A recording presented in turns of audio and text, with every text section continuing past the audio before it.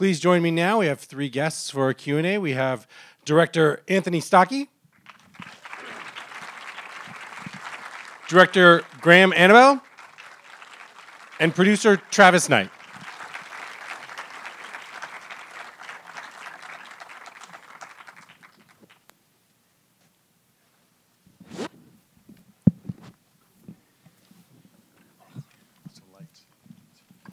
This is really bright. Yeah. My pallid Oregon skin can't handle this kind of light. And now, Travis, I'll start with a question for you. That the end of the film there, that's actually you that we see doing some animation. And what all three of the Leica features have had kind of a tag that have kind of revealed the process a little bit. And what is it that you like about having the films end with that way? You know, stop motion, you know, it's something that's been around for a long time. It was one of the first visual effects ever invented. It's over 100 years old. And, you know, despite that, I think one of the things that's exciting for me as someone who loves stop motion is that it feels like we're just scratching the surface of what you can do in this medium. But it's still pretty rare. And so with each of the films that we've done, we've always wanted to put just a little bit of a nod at the end to showcase how this thing was done. And this felt like a fun way that was fitting with the tone of the film, and also could, you know, highlight that it's a really unusual process. It's brought to life by people's hands. Mm. And Graham, what does it mean for you to kind of reveal a little bit of the process? Do you think it helps viewers kind of understand like what they just saw?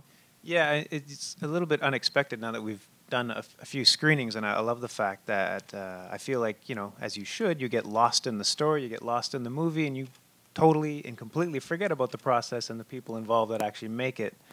And so to get that little button at the end is a fun way to sort of bring it back and have that realization of like, wow, there were fingertips involved at every step of the way of this thing. And I think it's really fun for the audience to get that. And now, Anthony, I think one of the things that's interesting about having those tags at the end is the fact that it reminds us what it is that we're watching, but then also it brings up a question of like, why work in this way? Like, what for you is maybe the reason why you like working in stop motion? I think when you look at the image, there's something about the quality of the image, the tangible quality of the image, the fact that these are real objects with real fabric, that they really exist, and there's light on them. And I think that people know that even if they don't know the process of how it's actually doing, when they look at it, I think deep in everybody's DNA or in their memory, there is this childhood memory of playing with a doll or on a model train set or with trucks or cars or of manipulating something yourself. And so when you see these objects in these little sets, somehow you remember that. It comes back to, in a way, it's tangible in a way that watching a CG film or a 2D drawn film isn't. People don't have any, you know, visceral connection to those mediums and stuff. But I think this, and the idea when you pull back and you see that really exists, that set's really built, that's something that's inherent in the look of stop motion. And yeah, one of the things I find so interesting about this, and Travis, I can direct this to you, is that this isn't necessarily a retro process. You're using digital cameras. I know 3D printers are used in model making. Like, it's not as if this is some Luddite anti-technology process. Oh, yes, it is. There are a few Luddites at the studio. Well, I guess what is sort of the interface maybe between the sort of old-fashioned or retro aspects of working in stop motion and then the way in which you're trying, as you were saying, to push the process forward? Yeah, it was, you know, it goes back to when Leica started. You know, one of the things that defined the group was that we all love this medium. We all love stop motion. And yet, you know, going back, you know, a generation in the 80s and definitely in the 90s, stop motion was on the wane, and even 2D hand-drawn animation was on the wane as the computer started to rise up and be able to do virtually anything, and anything that we could do, they could do better. And so it felt like it was a thing that if we were going to take this medium to a new place, take stop motion to a place that hadn't been before, it had to be as vital as any of these other mediums. And you don't get there by just turning your back on the advance of technology. You get there by saying, okay, how can we incorporate the best elements of technology with this incredible age-old handcraft? And so that's what we did. We tried to find ways to fuse the craft with the technology, still holding on to the aesthetics of, you know, handmade film, but finding ways that we can reinforce and support and expand what we can do in stop motion by using these technological tools. And is that something that the two of you find exciting about the process as well? Yeah, I mean, I think it's each of the films, Coraline, Paranorman, and now the Boxtrolls, even to a greater extent, it's always about this being focused on preserving what is incredibly charming and unique to stop motion animation, but finding ways to present it in new ways. I find it really funny actually in this day and age now where we've, I feel like films really can't get any bigger than they are now. They can't get any louder than they are now. And as audiences, we're kind of, you can't really create that spectacle you used to be able to do. And it's funny to me that in the context of all of that, now movies like the Boxtrolls, I feel like we really stand out as something unique. Something so old feels very new now to audiences. Yeah, no, what Graham said is true. In the past, I've worked in every type of animation. I was trained as a 2D animator, and I did some CG films, and then I worked at ILM doing special effects for it. And it's just rarer and rarer to be able to see something that looks new, some sort of thing that looks really special. And then for this particular project, when we read the Alan Snow book, it had such a big scale to it. It was such a big action, adventure, comedy, period film. I mean, the opportunity, even within the realm of stop motion, it was going to be a different film, a bigger film. We made some choices along the way to use a previous layout department to loosen the camera up so that our action sequences could stand next to action sequences in any movies. A lot of stop motion movies feel a little bit smaller. They feel like you're on a set. You're a little bit trapped on a set for 90 minutes. On this film, we wanted to open it up and to treat the stop motion footage the same way you would treat live action footage. You add realistic special effects to it. So the movie had a visceral quality. It had real jeopardy to the action and stuff that our characters are designed with the proportions a little bit more realistically. Part of that is because the technology allows for the heads to be smaller and stuff, but also so you could feel that the people were different from the monsters and that they looked a little bit more realistic, and then you could get lost in the film a little bit more instead of always knowing you were looking at a puppet. Well, one of the things I find so fascinating is that within the world of animation, as you all do it, really anything is possible. But then I'm curious, did the challenge become you all think of something that you want to do, and then you realize, oh, we have to do that. We have to build that thing. We have to shoot it so it looks realistic. Like, do you in fact run up against a point where like your imagination can't, like your hands quite can't match what it is that you're imagining? Well, I mean, let's be honest, working in stop motion is awful. It's the worst. It's such a stupid way to make a movie. It's ridiculous. I mean, you're literally you're playing around with this doll that's maybe 9 inches tall, trying to coax a performance out of it. You're, sweating under hot set lights. You're inhaling noxious fumes from rubber cement and hot glue. It's just awful. But it does have an extraordinary charm. I think anytime you see something that's been brought to life by an artist's hands, it just has a different kind of a quality. But there are absolutely things that stop motion does not do well. There are things, there are definite, strict limitations to what you can do within the medium. And so but we don't want that to limit the kinds of stories that we can tell. So we have to try to find ways to bash through it. Sometimes things that you wouldn't expect to be difficult are extraordinarily difficult, virtually impossible. And one of those things came up as we were working on the story, where we wanted to take our character Eggs, who has virtually no contact with human society, who's been raised underground in squalor, and put him in a really uncomfortable position. And from our perspective, the worst possible thing you can put a kid like that in is a aristocratic dance party. And so we thought, what if he was in this big ballroom sequence with all these aristocrats trying to fit in? And it was a great story idea. Maybe we wouldn't think it would be difficult to do, but it was virtually impossible. It took us 18 months to shoot that sequence. Wow. And now for people who aren't animators, I think it's maybe hard for us to understand what is the challenge. Like, what is the thing that you realized, like, what were we thinking? Every department on that sequence, because we had a great sequence. It was called Tea and Cheese, and it was a tea party. So it was just Egg sitting at the table with Winnie and her parents. And it was hilarious. And Toni Collette did this great performance as the nervous mother meeting this strange little boy. But it wasn't enough of a public humiliation for Egg. So in the story department, we don't worry about whether we can do it or not. Travis doesn't make us stop. We said, a dance party, a waltz. Just that alone took, Emanuela Cuzzi, one of our best storyboard artists, had to storyboard a waltz, which is a lot of drawing and a lot of research to figure it out. Then our composer, Dario Marinelli, had to write a waltz that not only is a waltz all the way through that sequence, but it's also become score underneath Snatcher stalking Eggs and the little romantic moment. So he kept the waltz going at the same time as scoring the story beats.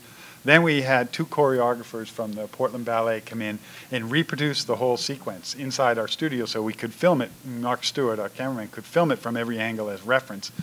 And then we had what we have these breakdown meetings where we take the sequence when it's storyboarded and we have a breakdown meeting, and that was the worst breakdown meeting I've ever been to. Yeah, because usually the breakdown meetings, you know, all the heads of department are there, and it's a pretty energized session. Everybody's sort of jumping over each other to say, you know, how to divvy up the workload shot by shot. And every time you walk into those meetings, there's a lot of energy in the room. Everybody's busily talking and going through the packets and figuring out how they're going to all deal with the stuff in the sequence. But we walked into the room for the dance sequence breakdown, and it was dead silent. No one was talking. Everyone was just like quietly leafing through the packets and looking at each other nervously.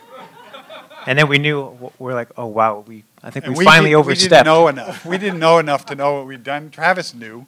He was asking, so you guys, you see the dance sequence yet? To the heads of department. We were obliviously figured, well, the mecha drill attacking the town at the end, that'll be the hardest sequence. No. That one they could handle fine. It was the dance sequence that gave everybody pause.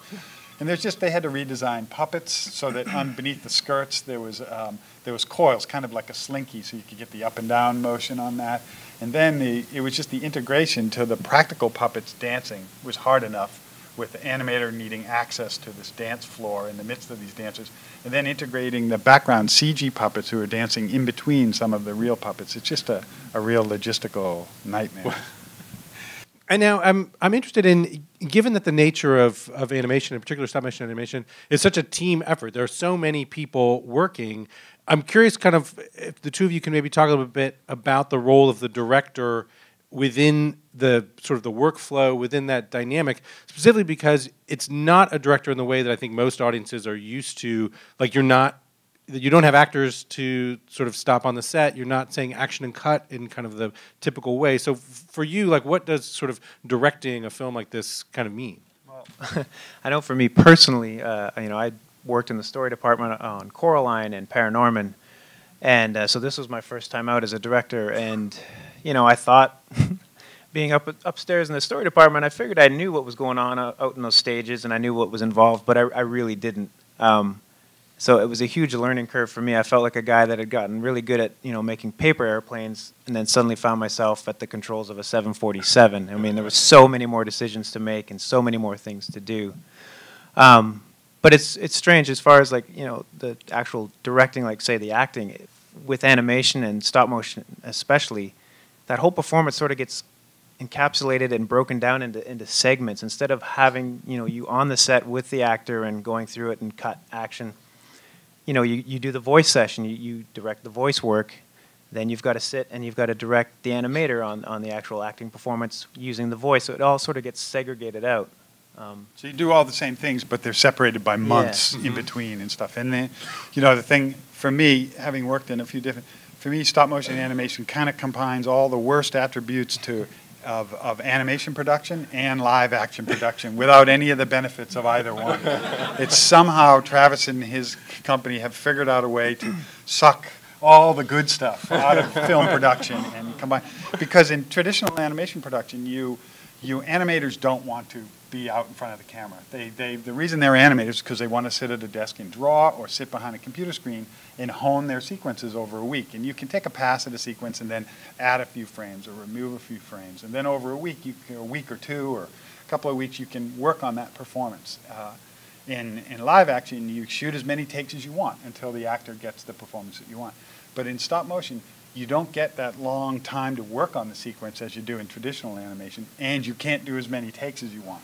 The animators get one rehearsal, maybe a block, and a block is essentially figuring out, say Portly Ryan is walking down the stairs, where is he on frame 24, where is he on frame 48, where is he on frame 72, that's a block.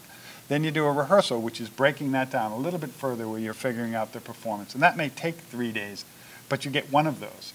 You start with Portly Ryan at the top of the stairs, you end with him in his final position, you figure out the sequence in between, and then you do it for a final shot. So it's like having opening night every day for 18 months with no rehearsals.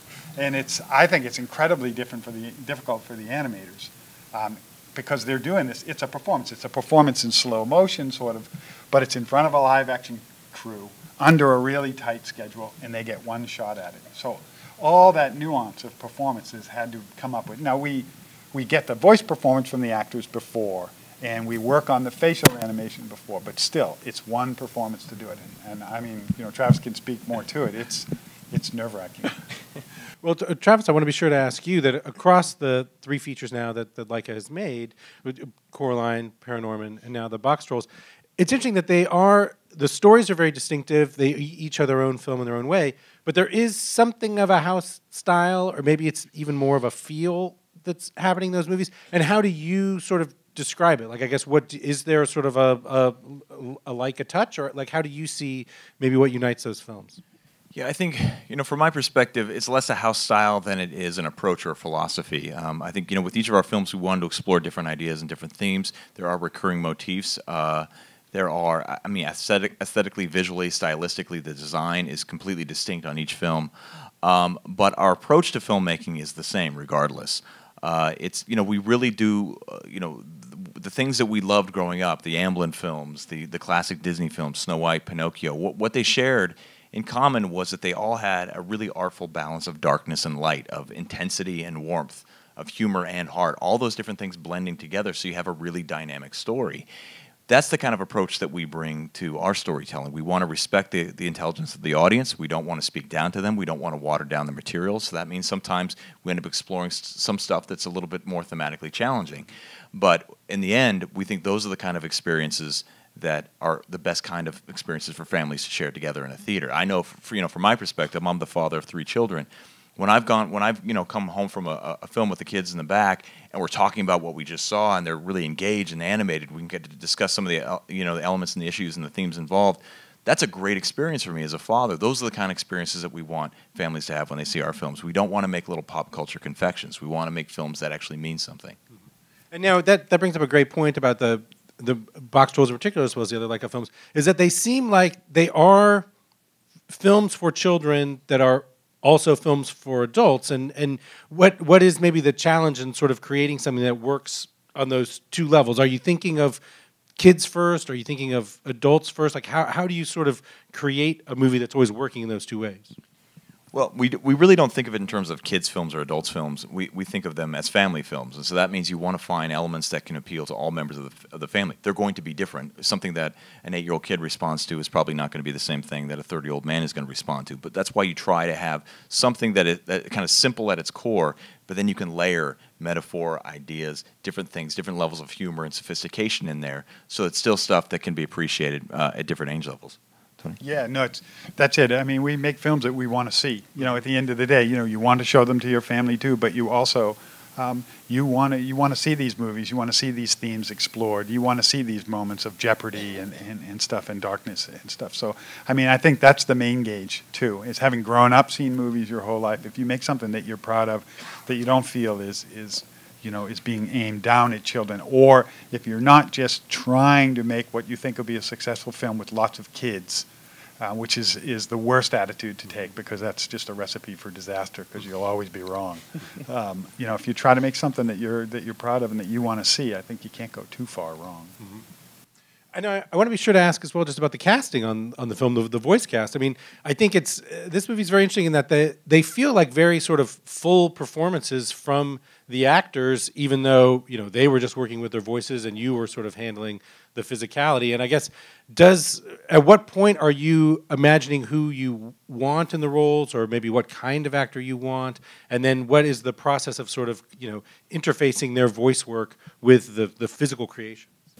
Well, when we first started working with the Alan Snow book, we realized, for us, that the most unique creations were the Boxtrolls, and that the core story involved the Boxtrolls raising this boy underground. So we immediately started to look for the voice of the boy. So we knew it was going to be a period film set in a European-type locale, which means English accents for the American audience. So we did look at a lot of young English actors, and we found Isaac Hempstead Wright, who we really liked. And once we sort of focused on him, it becomes a quest for building the orchestra around him. It's literally, taking all clips from his movies and from interviews with him, playing them against the design, which at that point was only a drawing. Does that feel right? Does it feel naive enough? Does it feel like he was raised by creatures who eat bugs underground? And whatever feels right. And then he's going to be spending a lot of time with Winnie. Now, Elle Fanning had, her whole family had been a friend of the studio, so we had hoped that she would be involved. So we play them talking to each other from their movies. The dialogue doesn't make any sense, but you just hear their voices bouncing off, getting more emotional and less. And then you build the band around them. And does it feel like a full orchestra? Is there enough difference between them? Does Nick Frost's body fit the silhouette of Trout? Does Richard Ayoade fit the silhouette and stuff? And then Sir Ben, who can do any kind of voice, but is Don Logan right for Snatcher and stuff? And that you just keep doing that until hopefully they say yes. I know it's incredible. You were telling me that Ben Kingsley really has not done a lot of animated voice work. Were you surprised that he agreed to the role? Yeah, I mean, he was at sort of the top of our list for our villain, but I don't think any of the three of us thought he actually would, take on the project. And so when he did, it was like, okay, we better get our A game on here. No, he's one of the greatest actors who's ever lived. We're a rinky-dink stop-motion outfit in the Pacific Yeah, Northwest. he'll do it. Yeah, no problem. So no, we were surprised when he did it. But the thing was, you have in your mind an idea of who this character is. You've developed it, you've written it, you've designed it, and then what a great actor will do, they'll give you something that you didn't expect, but is also perfect. And that's exactly what Ben Kingsley gave us. In that we had an idea of who we thought this character was. We showed up at the studio, we talked about it. He got in there. He actually felt like he had to basically lie down. He was almost completely lie down in order to get the voice to come out of his belly. From Sir Ben's perspective, this was a character who was gluttonous, who was kind of eaten so badly and had so many horrible appetites that's where the voice would come from. And from the first utterances from his mouth, we were sort of taken aback because it was not at all what we expected. And yet, once we heard it, we also knew it was perfect. And that's what great actors give you, things you don't expect but are absolutely right for the role. Yeah, or sometimes you hold back a little. I remember Tracy Morgan saying, I really want to do this movie because my baby will be born and I really want to be in a movie that I can show my baby. And I was like, well, the character you're playing, he's not actually one of the better guys. Oh, that's okay, that's okay. Tracy was really proud of his British accent, too. Yeah. Well, that brings up a great point. Those three characters, Richard Ayoade, Nick Frost, and Tracy Morgan, they have a fantastic interplay. In some ways, you kind of want to see their movie in a way. And when you have three characters that are really working like that, the nature of working in animation, you can't necessarily give them room to improvise. Like, how do you sort of make room for the kind of chemistry they had and kind of what they were bringing to those roles to bring out the best in those characters? Well, I mean, the voice work is done pretty early on, and it's put to the storyboard reel. So, pretty early on, we realized we wanted to try to open up a little more space for Richard and Nick, because so much of the humor, I mean, they stuck pretty closely to the script. They would riff on things, but they would always stay sort of on the rails that we'd set up with the script.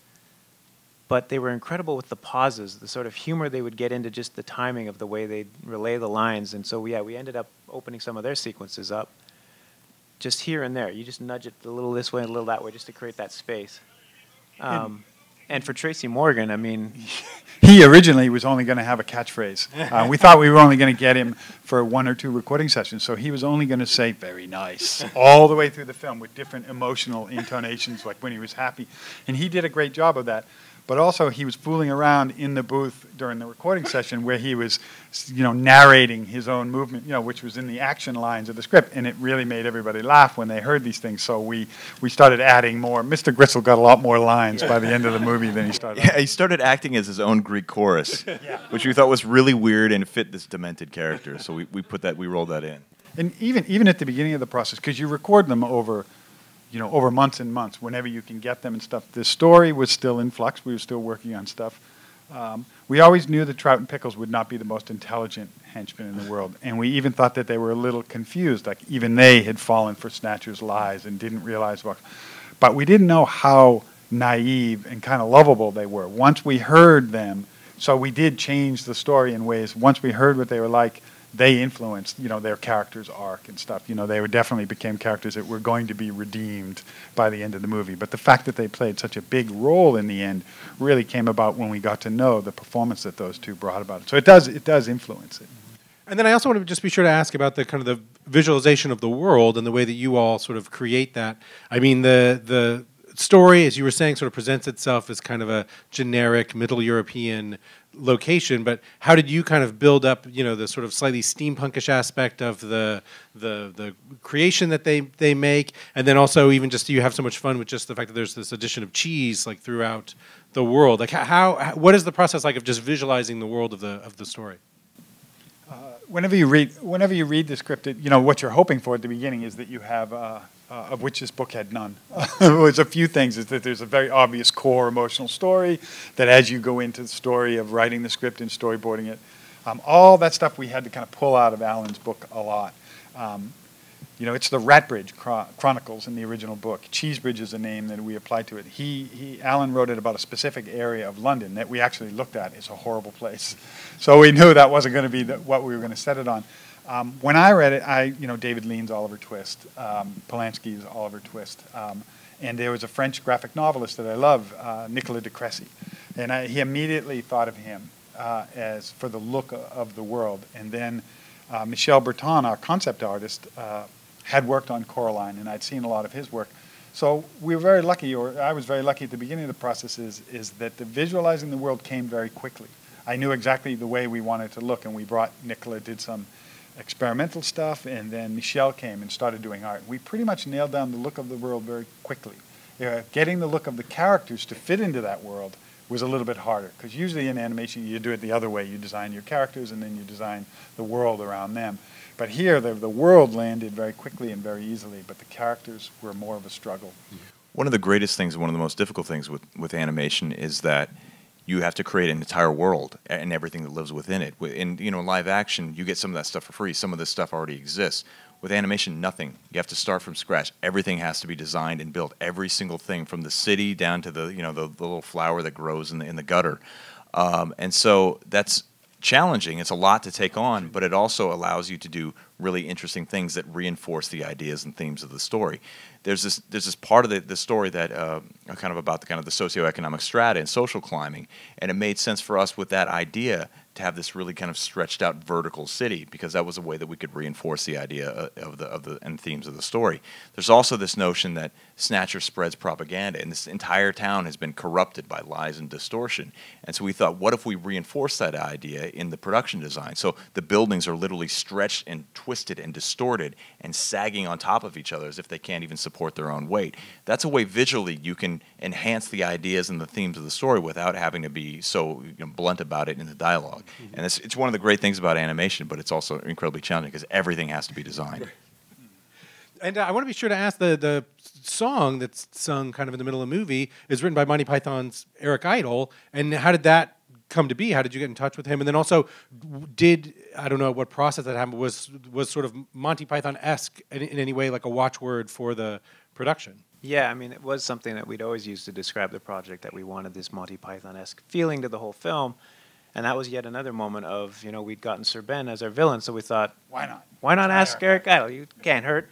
And lo and behold, we were on a phone conference call with him and describing what we wanted out of the song. And it was amazing to me that, with just a pretty short description of what we really needed out of it, he turned it around in a couple of days, and we're listening to him playing the guitar and singing the song, on the phone, and it was just incredible. It was funny, Tony, you were describing, when we were, laying out the sequence and what was happening in it, Eric would just sort of go, yeah, that's funny. Yeah, that's funny. He would never laugh. He'd never react to anything. But I think what really kind of pulled him into the movie was just sort of the political undertones, this idea of Snatcher using this frou-frou character to manipulate the whole town, and really spoke to him. He saw a lot of depth in there and things to play with. And now just the last thing I want to ask is I noticed also in the end credits for the film, you have a credit for Like a Babies. I guess are those babies born during the production? Yes, it's just an incestuous pit out there on that studio floor. It's so gross. No, I mean, these things take forever to make, forever. The pace is glacial, and so, some of those kids are in college. So all those names on there are kids that were born over the course of production, and marriages are grown and destroyed over the course of one of these films. Lives are ruined. Children are born. This is a way we can celebrate the good things that come out of the production. New life. Life begins anew because of these films. Well, that sounds like a wonderful way for us to wrap up. Please, everyone, join me in thanking our guests tonight, Travis Knight, Graham Annable, and Travis Stacchi. Thank you.